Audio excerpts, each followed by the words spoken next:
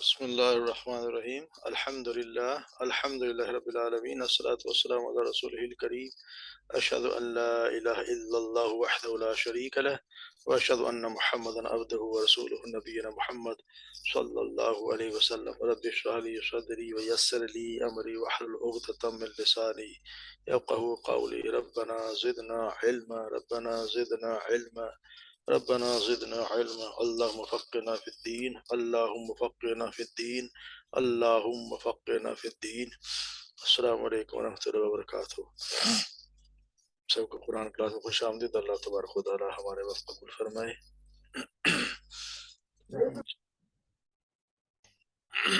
آج کا سبق پڑھ لیتے ہیں۔ اعوذ باللہ من الشیطان الرجیم، بسم اللہ الرحمن الرحیم۔ وقالت اليهود عزير ابن الله وقالت النصارى المسيح ابن الله ذلك قولهم بأفواههم يضاهئون قول الذين كفروا من قبل قاتلهم الله أنى يؤفكون اتخذوا أحبارهم ورهبانهم أربابا من دون الله والمسيح ابن مريم وما أمروا إلا ليعبدوا إلها واحدا لا إله إلا هو سبحانه عما يشركون يريدون أن يطفئوا نور الله بأفواههم ويأبى الله إلا أن يتم نوره ولو كره الكافرون هو الذي أرسل رسوله بالهدى ودين الحق ليظهره على الدين كله ولو كره المشركون صدق الله العظيم۔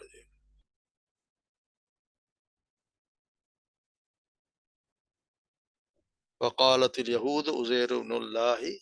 اور کہا یہودوں نے کہ عزیر اللہ کے بیٹے ہیں۔ وقالت النصارى، اور نصرانیوں نے کہا، عیسائیوں نے کہا المسیح ابن اللہ، کہ مسیح یہ اللہ کے بیٹے ہیں۔ ذالک قولہم بافواہہم، یہ وہ بات ہیں جو اپنے منہ سے، اپنے زبانوں سے کہہ رہے ہیں۔ یضاہئون قول الذین کفروا من قبل، یضاہئون وہ مشابہت کرتے ہیں یا وہ ریس کرتے ہیں ان لوگوں کے قول کی، قول الذین کفروا جن کفر کیا، من قبل ان سے پہلے، قاتلہم اللہ، ہلاکت ہو اللہ کے ان پر، یعنی مار ہو اللہ کے ان پر۔ یہ ایک محاورہ ہے عربی کا، قاتلہم اللہ، اللہ کی پھٹکار ہو یا مار ان کے ان پر، انا یؤفکون، کہ وہ کس طرح کی باتیں بنا رہے ہیں۔ اتخذوا احبارہم ورہبانہم اربابا، اتخذوا بنا لیا انہوں نے، احبارہم اپنے احبار کو یعنی عالموں کو، علماء کو، ورہبانہم اور اپنے درویشوں کو، اربابم من دون اللہ، اللہ کے سوا رب، ارباب سر رب کی جمع، رب ایک اور اربابن زیادہ، ارباب من دون اللہ کے سوا رب بنا لیے ہیں۔ والمسیح ابن مریم، اور اللہ اور مسیح ابن مریم کو انہوں نے رب بنا لیا۔ وما امروا، اور جب کہ نہیں وہ حکم دیے گئے، الا مگر یہ، لیعبدوا اللہ، لیعبدوا کہ وہ عبادت کریں، الہ واحد، ایک الہ واحد کی، لا الہ الا ہو، لا الہ نہیں کوئی معبود حقیقی، الا مگر ہوا وہ سبحانہ، اور پاک ہو، عما یشرکون جو یہ شرک کرتے ہیں، اس چیز سے پاک ہے جس کا شرک کرتے ہیں۔ یریدون وہ یہ چاہتے ہیں، ان یطفئوا نور اللہ کہ وہ بجھا دیں اللہ کے نور کو، بے افواہہم اپنی پھونکوں سے، وَيَأْبَى اللَّهُ، اور یہ منظور نہیں اللہ کو، الا مگر، ان یتم نورہ یہ کہ وہ تمام کر دے اپنے نور کو، وَلَوْ كَرِهَ الْكَافِرُونَ اگرچہ کتنا ہی برا لگے کافروں کو۔ والذی وہی وضاحت ہے، ارسل رسولہ جس نے بھیجا اپنے رسول کو، بالہدا ہدایت کے ساتھ، و دین الحق اور دین حق کے ساتھ، لیظہرہ علی الدین کلہ تاکہ وہ غالب کر دے اسے ہر دین پر، کل مکمل یعنی ہر دین پر اس کو نافذ کر دیا، اس پر غالب کر دے۔ وَلَوْ كَرِهَ الْمُشْرِكُونَ اگرچہ وہ کتنا ہی برا لگے مشرکوں کو۔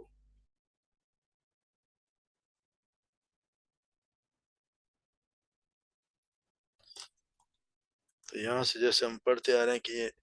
سورہ توبہ میں مشرکوں کو ان کی بھی باتیں بتائی جا رہی ہیں، اور مسلمانوں کو یہ ان پہ ان کے خلاف ہے یہود و نصارہ کے مشرکانہ عقائد یہاں پہ بیان کیے جا رہے ہیں، تاکہ مسلمان ان پر اور یہ جان کر ان کے خلاف جنگ پر آمادہ ہو جائیں، ان کو جان لیں کہ ان کا کیا نظریہ ہے، اور یہ یہودی جو ہیں اور اس کو کس طرح عزیر علیہ السلام کو یہ اللہ کا بیٹا قرار دیتے ہیں، اور نصرانی جو وہ عیسیٰ ابن مریم کو اللہ کا بیٹا بنا لیں انہوں نے۔ یہ بہت بڑا ظلم، بہت بڑا شرک ہے کہ اللہ تبارک و تعالیٰ کا اللہ کا کسی کو آپ بیٹا بنا دیجیے۔ اسی اسی عقیدے کو اپنا مذہب کو بنیاد بنا کے اس کی دعوت دینا انہوں نے شروع کر دیا، تو یہ اللہ کے خلاف بہت بڑی بغاوت ہو، اسی سے اللہ تعالیٰ کو ان پر سخت غصہ بھی ہے۔ مشرک اور اہل مکہ بھی اسی قسم کے عقائد میں مبتلا تھے، وہ بھی یہی کہا کرتے تھے کہ فرشتے جو اللہ تعالیٰ کی بیٹیاں ہیں، کسی کو انہوں نے اللہ کے برگزیدہ بندوں کو اللہ کے بیٹے قرار دے دیا تھا، تو انہوں نے اتنے بت بنا رکھے تھے، تو ان کو یہ سمجھایا جا رہا ہے کہ انہوں نے یہ حرکتیں کی اور تم لوگ بھی یہی حرکتیں کر رہے ہو۔ تو یہ عزیر جو ہے اصل میں ان کو اس زمانے میں کہتے ہیں کہ یہودی اپنے دین کا مجدد مانتے ہیں ان کو، وہ کو تقریباً 450 قبل مسیح میں ان کا زمانہ آتا ہے، اور ان کا کہتے ہیں کہ جی جب سلمان علیہ السلام کے بعد جو بنی اسرائیل پہ برا وقت آیا تو اس میں نہ یہ کہ تورات دنیا سے گم ہوگی، بلکہ ان کے جو بابل جو تھے ان کا سیری سے جاری ساری نسلوں کی اپنی شریعت اور اپنے روایت، اپنی قومی زبان عبرانی تک سارے جو ہے وہ ناشنا کر دیا سب کو۔ آخر میں انہیں کو نا عزیر السلام نے آیا کر بائبل کے پرانے عہد نامے کو مرتب کیا اور شریعت کی تجدید کی۔ اسی وجہ سے بنی اسرائیل ان کی بہت زیادہ تعظیم کرتے ہیں، اور پھر تعظیم کا بات یہ ہے کہ وہ زیادہ اتنے حد تک بڑھ جاتی ہے، تعظیم کسی بھی شخص کا آپ تعظیم اتنی کریں جس میں غلو ہو جائے تو پھر وہ اس کو انہوں نے اللہ کا بیٹا قرار دے دیا گیا، انہوں نے اللہ کا بیٹا قرار دیا۔ اسی طرح یہودیوں کا بھی یہی حال ہے کہ انہوں نے بھی یہ عیسیٰ علیہ السلام کو اللہ کا بیٹا قرار دے دیا۔ یہ کتنا بڑا ظلم ہے کہ بیٹا کسی کو قرار دینا، تو یعنی یہ اس میں ایک کسی کو اولاد قرار دینا بس یہ اس کی کمزوری ہے، کمزور تو اولاد کمزوری کی نشانی کہ اس کو ضرورت ہے ان کے اس کے کمزور ہوگا اولاد کی اس کو ضرورت پڑے گی، تو اللہ تبارک و تعالیٰ تو سبحان ہے، ہر قسم کی کمزوری سے پاک ہے، اللہ تعالیٰ کی ہر شرک یہ جو سوچتے ہیں اللہ تو ہر قسم کی کمزوری سے پاک ہے، اور کسی کو اللہ کا بیٹا قرار دینا یہ اللہ کی کمزوری بتا دے کہ اللہ تعالیٰ کمزور ہے، اس کو بیوی بچے بھی رکھتا ہے، تو یہ نعوذ باللہ بہت بڑا بہت ہی ظلم ہے۔ اور یہ کوئی اللہ کا بیٹا کہے تو قرآن میں آتا ہے کہ ایسا ہے کہ جیسے اللہ ایسا نہ ہو کہ زمین آسمان پھٹ جائے، زمین جو شک ہو جائے اور اس میں لوگ دھنس جائیں، تو یہ بہت برا شرک ہے جو یہ کیا کرتے ہیں۔ تو یہ ظالک قولہم بافواہہم، یہ اپنے بونٹوں سے اپنے منہ سے ایسی زبانوں سے ایسی باتیں کرتے ہیں، اور وجہ کیا ہے کہ ان سے پہلے بھی لوگ یہ کرتے ہیں، یضاہئون قول الذین کفروا من قبل،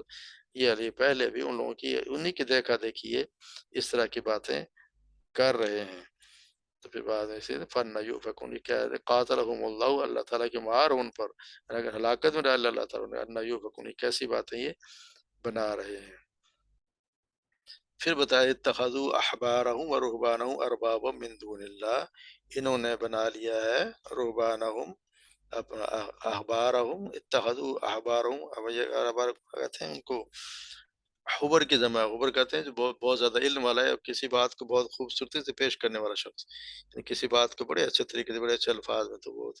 اصل میں وہ احبار، تو یہ احبار ہم اس کی جمع ہے۔ رہبان یہ راہب سے ہے، راہب نے ان کو یعنی کہ وہ عالم اور علماء اور درویشوں کو انہوں نے ارباب میں اللہ کے سوا انہوں نے رب بنا لیا، اور اسی طرح عیسیٰ ابن مریم کو بھی، حضرت مسیح ابن مریم کو بھی بنا لیا۔ تو یہ یعنی کہ یہ ان کو بنا لینا تو کتنا بڑا یہ تھی کہ ان کی وجہ کہتے ہیں کہ کس طرح بنا لیا ہے، تو اس کے بھی وہ بتایا گیا کہ اس کے انہوں نے بنایا ہوا تھا کہ اس کا بتایا یہ گیا کہ کیسے کیا تھا، کوئی جھگڑ لے اس طرح کہ اس کا جب یہ آیت اتری تو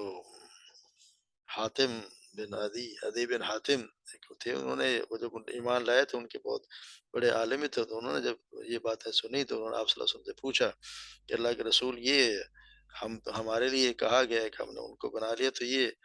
کس طرح یہ ہم پہ بات پوری اترتی ہے؟ تو انہوں نے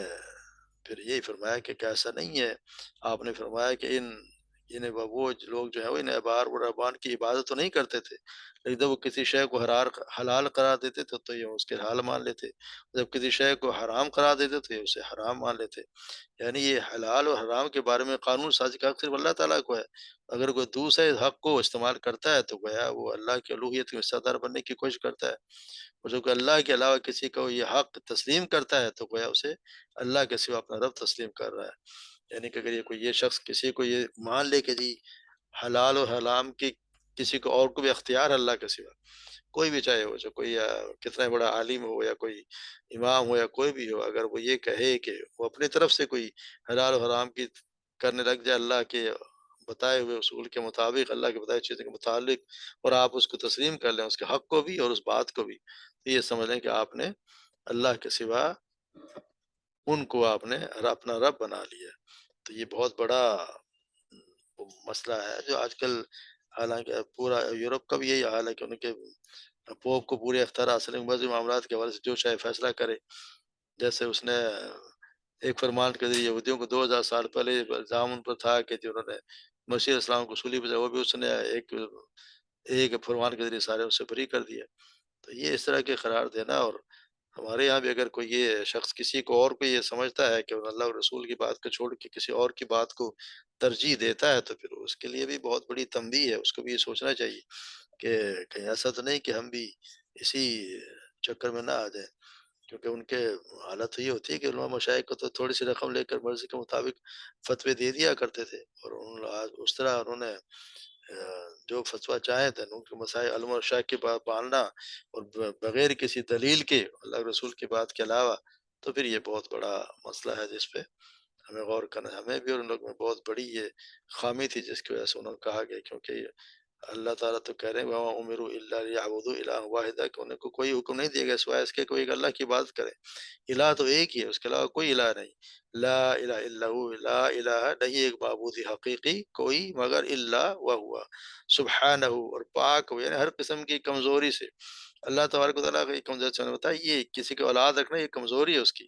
اور کسی اللہ تبارک و تو پاک ہے ہر اس شخص سے عما یشرکون جو یہ شرک کرتے ہیں۔ اور یریدون ان یطفئوا نور اللہ بافواہہم، وہ چاہتے ہیں کہ اپنے وہ اللہ کے نور کو بجھا دے اپنے پھونکوں سے، اپنے منہ سے بجھا دیں۔ یا اب اللہ الا، اور اللہ نہیں مانتے، یعنی اللہ کوئی منظور نہیں ہے، الا ان یتم نورہ، لو کر کے تو اپنے نور کو پورا کر دے۔ تو یہ آیت کہ اللہ تبارک و تعالیٰ یہود و نصارہ کی غور قسم گمراہی کو بیان کیا کہ یعنی کہ وہ لوگ اپنے جھوٹے اقوال اور باطل مناظروں کے ذریعے اللہ کے آخری دین اور دین اسلام کی تکذیب کرتے ہیں، اور لوگوں کو یہ باور کرانا چاہتے ہیں کہ اللہ کا دین نہیں ہے اور محمد صلی اللہ علیہ وسلم اس کے آخری نبی نہیں ہے۔ تو اس کی مثال ایسی جیسے کوئی انسان سورج یا چاند کی روشنی کو اپنی پھونکوں سے ختم کرنا چاہتا ہو، جس طرح آدمی کی یہ حرکت بھی کوئی پاگل پنا ہی ہوگا کہ کوئی سورج اور چاند کی روشنی کو وہ کوئی نقصان نہیں پہنچا سکتا، اسی طرح یہ یہود و نصارہ بھی اپنی پھونکوں سے اسلام کی شمع کو تو نہیں بجھا سکتے۔ اسی لیے اللہ چاہتا ہے کہ یہ اللہ کے اس کے دین کی روشنی پھیل جائے، اور کافروں کے اظہار نہ چاہنے کے باوجود ایسا ہو کر رہے گا، اور ایسا ہوا۔ جیسے اللہ تعالیٰ یہ اعلان فرمایا تھا کہ نور ہدایت کی تکمیل فرمائے گا، تو اللہ تعالیٰ نے آخر میں اس کی تکمیل کر بھی دی، جیسے ہم پڑھتے ہیں الیوم اکملت لکم دینکم واتممت علیکم نعمتی رضیت لکم الاسلام دینا، آج میں نے تمہارے دین کو مکمل کر دیا ہے اور تم پر اپنی نعمت پوری کر دی ہے، اور تمہارے لیے اسلام دین کو دین کے سے پسند کر لیا۔ تو اللہ تبارک و تعالیٰ نے پورا کر دیا، اور پھر اللہ تبارک و تعالیٰ هو الذی ارسل رسولہ بالہدی ودین الحق لیظہرہ علی الدین کلہ، اور یہ ایک وجہ بھی بتا دی کہ یہ اللہ کا رسول یہی ہے، وہی ہے جس نے بھیجا اپنے رسول کو ہدایت کے ساتھ اور دین حق دے کر، دیکھ دے کر اللہ کے لیے بھیجا، اور وجہ بھیجنے کی کیا بتائی، ولو اور بالہدی ودین الحق لیظہرہ علی الدین کلہ، کہ وہ تمام ادیان پر اس کو غالب کر دے، یہ تمام ادیان پر۔ یعنی دین کا مطلب یہ کہ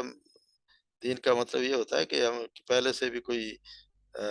اس عربی زبان میں اس نظام زندگی یا طریقہ زندگی کا استعمال ہوتا ہے جس پر قائم کرنے والے کو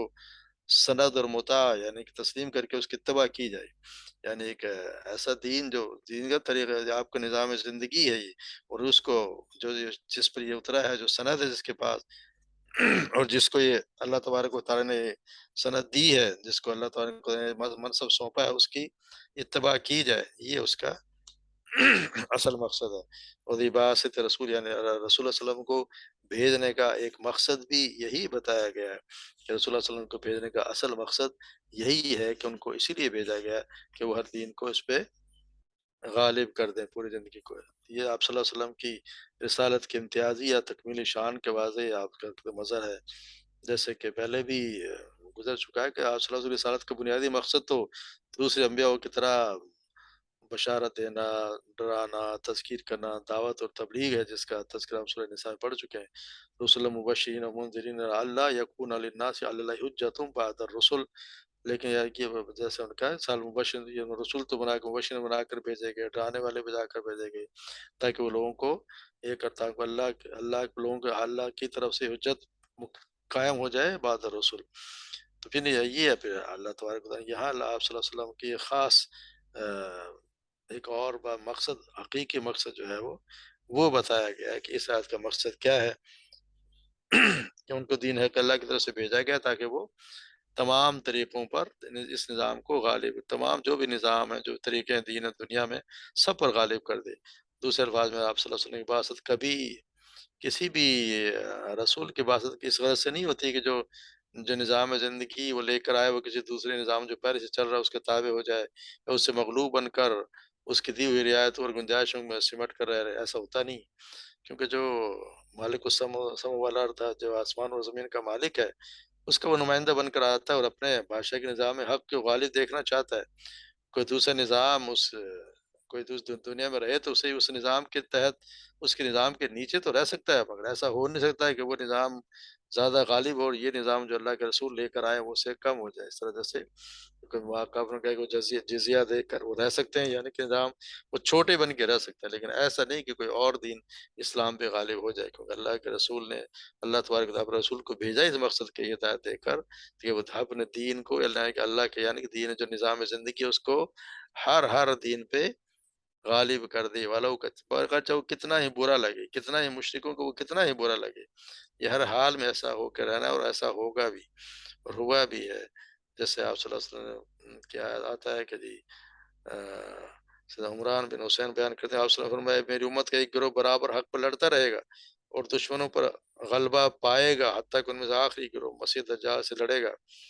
اور آپ نے ویسے بھی فرمایا کہ یہ دین ہمیشہ قائم رہے گا اور مسلمانوں میں سے ایک نہ ایک جماعت اس دین کی حفاظت کے لیے قیامت تک لڑتی رہے گی۔